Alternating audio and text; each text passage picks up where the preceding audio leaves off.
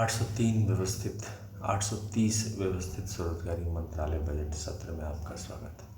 व्यवस्थित स्वरोजगारी मंत्रालय बजट ठीक आज़ादी की तरह है। इसमें जैसे ही मंत्रालय बनता है, प्रत्येक को स्वरोजगारी सरकारी नौकरी आ जाती है और डबल सैलरी सिस्टम व्यवस्था बन जाता है। जो प्राइवेट सेक्टर में आप कमा रहे हैं, साथ साथ जो है सरकारी रूप में फिजिकल क्रेडिट सैलरी आ जाता है। पैसे का प्रबंध ठीक वैसे ही है जैसे एनुअल बजट, रेलवे बजट का हम लोग खर्चा कर ही रहे हैं, उसी में जोड़ दिया जाता है फिजिकल क्रेडिट और उसके तहत per month physical credit salary आने लगता है, पर डे फिजिकल क्रेडिट वेज आने लगता है, जिस पर pension, gratuity, provident fund, dearness allowance जमा होने लगता है प्रशासनिक तौर पर। और वही 4 बार पेंशन 18, 32, 46, 58 बन के आ जाता है। इसके लिए अमितेश्वरवाद रूप में व्यवस्था बनाई गई है, वह है कि constitutional validity on income work per day physical credit wage should be fundamental right. Educational certificate per day physical credit wage should be fundamental right. Direct link to ministry and budget. We should be preamble wise organized employed, preamble wise organized self-employed. There should be 3 budget system: annual budget, one head ministry; railway budget, one ministry; and organized self-employment ministry and budget. We should be preamble wise organized employed, preamble wise organized self-employed. There should be 4 slab pension: 18 years, 32 years, 46 years, and 58 years, and per month fiscal credit salary. There should be employment equilibrium point: 40,000 per month above in cash earning and 40,000 per month below in cash earning. So according to that, 30% of the people are 40,000 per month above in cash earning and rest 70% are below. Rest 70% are below because our direct ministry and direct budget connection is not there. We have also made arrangement कि अगर कोई 10 MA degree या 10 PhD degree या 10 MPhil degree या 10 डीलेट degree प्राप्त करता है organise self employment ministry budget of India university से या फिर किसी और यूनिवर्सिटी से, तो उसका जो है हर एक डिग्री पर कुछ ना कुछ पैसा बढ़ता है, साथ साथ प्रमोशन मिलता है।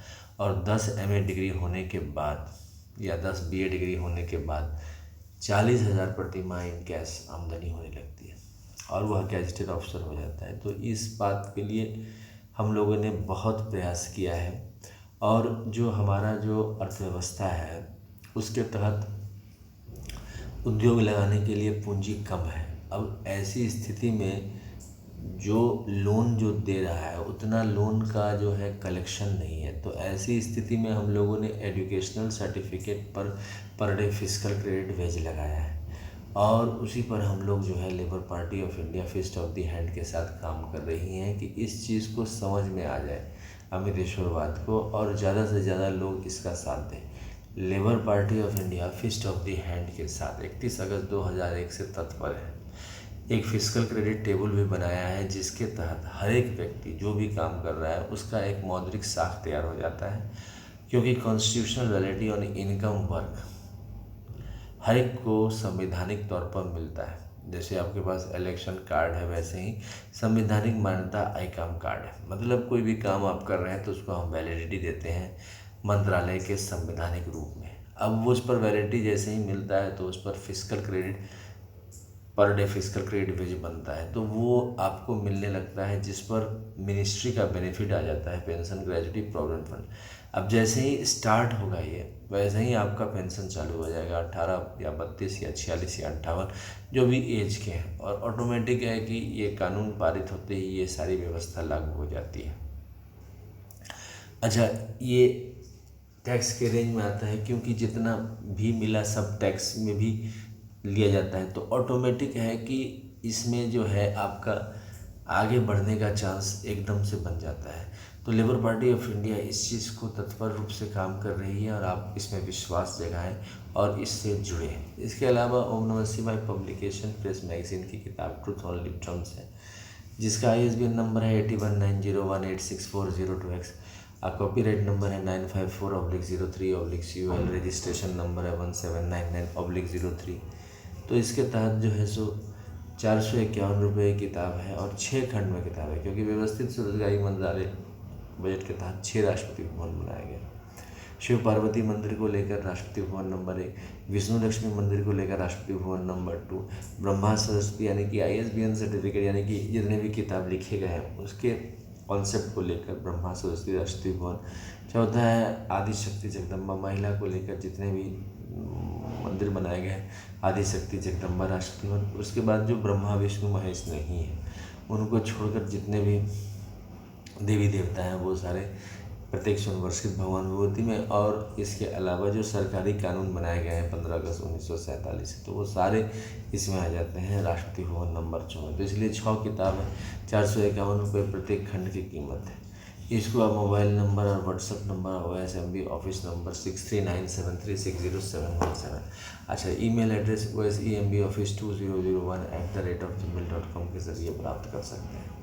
इसके अलावा व्यवस्थित स्वरोजगारी मंत्रालय बजट को आगे बढ़ाने के लिए हम लोग साल में 4 बार फेस्टिवल मनाते हैं। ये फेस्टिवल अढ़ाई महीना के अंतराल पर है। पहला है 16 से 26 फरवरी, उसके बाद है 28 मई से 7 जून, उसके बाद है 31 अगस्त से 11 सितंबर और उसके बाद है 28 नवंबर से 7 दिसंबर। इन सारे महीनों में 10-10 दिन की पूजा की जाती है।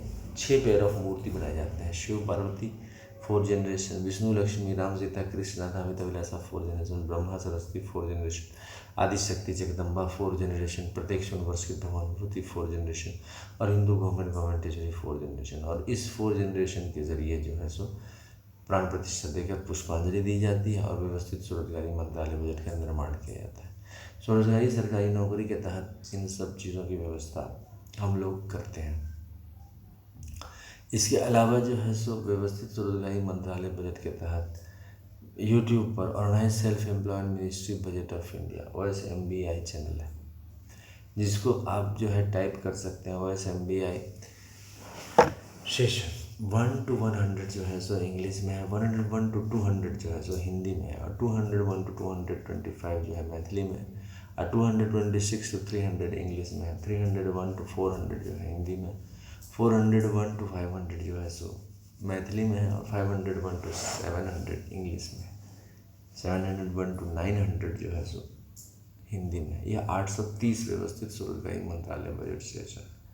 इसके अलावा ट्विटर पर भी आप Twitter @amitkum68022607 पर दे सकते हैं। और इसके अलावा ब्लॉग है जहाँ amitkumar77.blogspot.com जिसमें आर्टिकल 1, 2, 3, 4 करके लिखा गया है, उसको आप एक साथ पढ़ सकते हैं। स्वरोजगारी सरकारी नौकरी लाना हमारा लक्ष्य है और इसके लिए आप में विश्वास जगाना भी हमारा लक्ष्य है। आप में जब तक विश्वास नहीं जगता है तब तक हम लोग अंत तक प्रयास करते रहेंगे कि आपको ये विश्वास जगे कि यह प्रशासनिक व्यवस्था बनाई जा सकती है, क्योंकि इसके ना होने से काफ़ी कष्ट है। एक तो स्वतंत्रता नहीं मिल पाती है काम में, आदमी जो भी काम करना चाह रहा है उसमें स्वतंत्रता नहीं है, जो भी मतलब एक बाउंडिंग की तरह रहता है, आप फ्री होके जा नहीं सकते हैं। अगर एक नौकरी छूट गई तो फिर महीना, 2 महीना, 3 महीना, 4 महीना पैसे का कोई आवागमन नहीं है। अब वैसी स्थिति में जो है as a parent, as a कार्यकर्ता, as a worker, as a व्यवस्थित स्वरोजगार बहुत सारी समस्याएं आ जाती हैं। प्रशासन में उस टाइप का प्रशासनिक व्यवस्था बना हुआ नहीं है, क्योंकि पहले के ज़माने में रोजगार के लिए इतनी मारामारी नहीं थी। अब आबादी भी बढ़ गई, रोजगार के लिए मारामारी है। एजुकेशनल सर्टिफिकेट अचीव करने की क्षमता हर एक व्यक्ति में अलग अलग है। जैसे हम लोग जो एजुकेशनल सर्टिफिकेट 10-15 तक अचीव कर सकते हैं, एजुकेशनल सर्टिफिकेट 2 साल का MA का कोर्स 10 बार कर सकते हैं अलग अलग सब्जेक्ट के। तो वैसे वर्ग जो हमारे साथ हैं अमितेश्वरवाद के तहत, वो इससे जुड़कर इस चीज़ को, अच्छा जो भी हम काम कर रहे हैं उसको संवैधानिक मान्यता आए, काम मिल जाए, तो ये सब चीज़ों को हम लोग जो है इसमें प्रोत्साहन देते हैं कि जो ये बौद्धजीवी वर्ग हैं जिनको हमारी विचारधारा समझ में आ रही है, तो वो हमारे साथ अगर आवाज़ उठाते हैं तो फिर मंत्रालय बनने में देर नहीं लगेगा। भले ही अभी हम लोग 31 अगस्त 2001 से अब 2023 में चल रहे हैं, सेशन लगातार कर रहे हैं, मगर उम्मीद टूटी नहीं है, क्योंकि 67 साल लग गया देश में आज़ाद होने में। मतलब उसी प्रकार से ये भी वैसा ही कॉन्सेप्ट है कि भाई व्यवस्थित स्वरोजगारी मंत्रालय बना दो, जो काम कर रहे हैं उसी पे संवैधानिक मान्यता दे दो, तो एक रेगुलर इनकम आ जाता है, पेंशन आ जाता है, और उस पर जो है सो कुछ पैसे बैंक किए जा सकते हैं, कुछ आप अदर भी एक सपोर्ट रहता है तो दूसरा सपोर्ट भी तैयार किया जा सकता है। अभी तो है कि एक प्राइवेट जॉब में कर रहे हैं, हो सकता है आगे निकले ना निकले, समस्याएं बनी रहती है। तो इसके लिए हम लोग जो है आरती भी करते हैं। हेड ऑफिस जो है Amiteshwar Jha, Amit Kumar Jha, Shardapur, Lohna road, Darbhanga, Bihar, India, pin code 847407, और मोबाइल नंबर और व्हाट्सअप नंबर और OSMB ऑफिस नंबर 6397360717, और ईमेल एड्रेस osemboffice2001@gmail.com। तो कमरा नंबर 1 से 6 को हम लोग राष्ट्रपति भवन कमरा नंबर 1 से 6 कहते हैं। तो पहला राष्ट्रपति भवन हो गया शिवपुराण 12 ज्योतिर्मंदिर, 175 करोड़ ज्योतिर्मंदिर, 12 बनारसी साड़ी, 12 धोती, प्राण प्रतिष्ठा, पुष्पांजलि, आरती, प्रोथोलितम। राष्ट्रपति भवन नंबर 2 हो गया विष्णु पुराण, रामायण, भागवत गीता, अमृत पुराण, 12 ज्योतिर्मंदिर, 175 करोड़ ज्योतिर्मंदिर, 12 बनारसी साड़ी, 12 धोती, प्राण प्रतिष्ठा, पुष्पांजलि, आरती।